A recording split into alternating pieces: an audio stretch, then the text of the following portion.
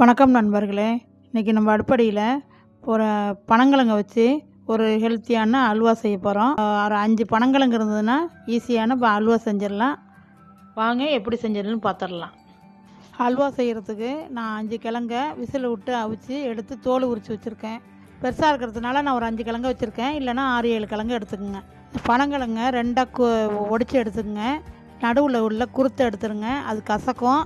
அதை எடுத்து அந்தட்ட போட்டுட்டு இதை தோலை உரித்து எடுத்துக்குவோம். இப்போ 2 ஒடிச்சிட்டு இருக்கிற நாரெல்லாம் கட் பண்ணி எடுத்துக்கலாம்.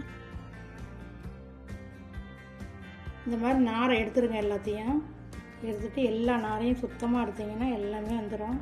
இது மாதிரி குட்டி குட்டியாக கட் பண்ணிட்டிங்கன்னா ஈஸியாக அரைச்சிடலாம். பெருசாக போட்டிங்கன்னா அரைப்படாது சீக்கிரம். இது மாதிரி நீங்கள் சின்ன சின்னதாக எடுத்துக்கோங்க. இப்போ நல்லா வெட்டி வச்சுருக்க சின்ன சின்னதாக வெட்டி வச்சுருக்கிறத மிக்சியில் போட்டு நல்லா 2 கப்பு தண்ணி ஊற்றி நல்லா பையனாக அரைச்சிட்டு வந்துடுங்க.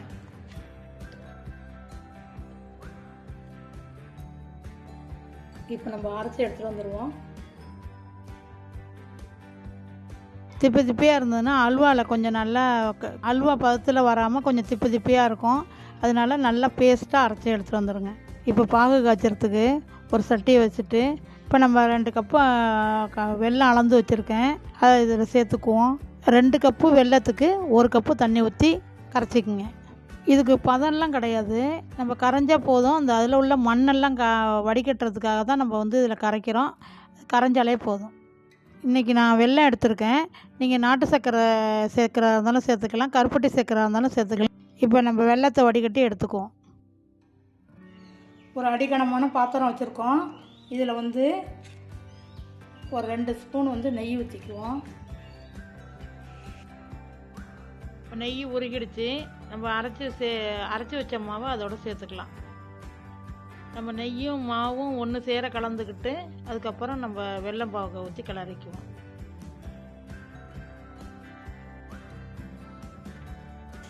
இது நல்லா ஒரு 5 நிமிஷம் கை விடாமல் கிளறிட்டு நல்லா வேகட்டும்.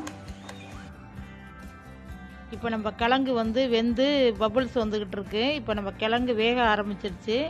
இப்போ இந்த சமயத்தில் நம்ம வெல்லத்தை சேர்த்துருவோம். நம்ம இப்போ ஊற்றின வெல்லத்தை இந்த மாவில் ஒன்று சேர நீங்கள் கிளறிக்கிங்க. சின்ன குழந்தைங்களுக்கு பெரியவங்களுக்கெல்லாம் கிழங்கு கொடுக்கணும்னு நினைப்போம். ஆனால் கிழங்கு சாப்பிட்டாக்கா செரிக்காது. அப்படிங்கிறதுனால அல்வாவை செஞ்சு கொடுத்தா சாப்பிட்ருவாங்க. இந்த ஸ்டேஜில் 1 ஸ்பூன் நெய் சேர்த்துக்குங்க. இந்த அல்வாவுக்கு நிறைய நெய் தேவைப்படாது. ஒரு 4 ஸ்பூன் 5 ஸ்பூன் இருந்தால் போதும். நல்லா கிண்டுற அளவுக்கு ஊற்றிக்கிட்டால் போதும். ரொம்பலாம் நெய் தேவைப்படாது. இந்த அல்வா நல்லாயிருக்கும், சூப்பராக இருக்கும். இப்போ நம்ம 10 நிமிஷம் ஆச்சு. நம்ம கிளறி இப்போ நம்ம ஒரு ஸ்பூன் கார்ன்ஃப்ளவர் மாவு 2 ஸ்பூன் தண்ணி ஊற்றி கிளறி வச்சுருக்கோம். அதோட ஒன்று சேர்கிறதுக்காக இப்போ நம்ம ஊற்றிடுவோம். நம்ம சேனலில் கொள்ளு அல்வா போட்டிருக்கோம், பலாப்பழ அல்வா போட்டிருக்கோம். பார்க்காதவங்க கீழே லிங்க் கொடுக்குறேன், பாருங்கள். இந்த ஸ்டேஜில் நெய்யில் முந்திரியை வறுத்து போட்டிருக்கோம். ஒரு தட்கா பேனை வச்சு ஒரு ஸ்பூனு நெய் விட்டுக்குங்க. ஒரு கைப்பிடி அளவுக்கு முந்திரி போட்டிருக்கேன். இது கொஞ்சம் நல்லா டேஸ்ட்டு கொடுக்கறதுக்காக தான்.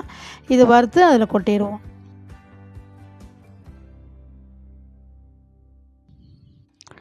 இது நல்லா நம்ம வறுத்து போட்டது ஒன்று சேர கிண்டி விடுங்க. 2 ஏலக்காயும் பச்சை கற்பூரத்தையும் நான் சேர்த்து ஒன்றா அடித்து வச்சுருக்கேன், அதை சேர்த்துக்குவோம். இப்போ ஏலக்காய் ஃப்ளேவர் பிடிக்காதவங்க பச்சை கற்பூரம் கொஞ்சோண்டு போட்டால் போதும். அது வாசனை நல்லா தூக்கி கொடுக்கும், நல்லாயிருக்கும். இந்த ஸ்டேஜில் ஒரு ஸ்பூன் நெய் விட்டு நல்லா கிளறி இறக்கிடுங்க. நீங்கள் கரண்டியிலேருந்து மேலேருந்து போட்டிங்கன்னா கிளாஸ் மாதிரி விழுவும், அதுதான் பதம். இப்போ எடுத்துடலாம். நம்ம எவ்வளோ அல்வா சாப்பிட்ருக்கோம். இது மாதிரி அல்வா சாப்பிட்றதில்ல நினைக்கிற அளவுக்கு அப்படி இருக்கும் அந்த அல்வா. சாப்பிட்டு பார்த்துட்டு எப்படி இருந்ததுன்னு கமெண்டில் சொல்லுங்கள்.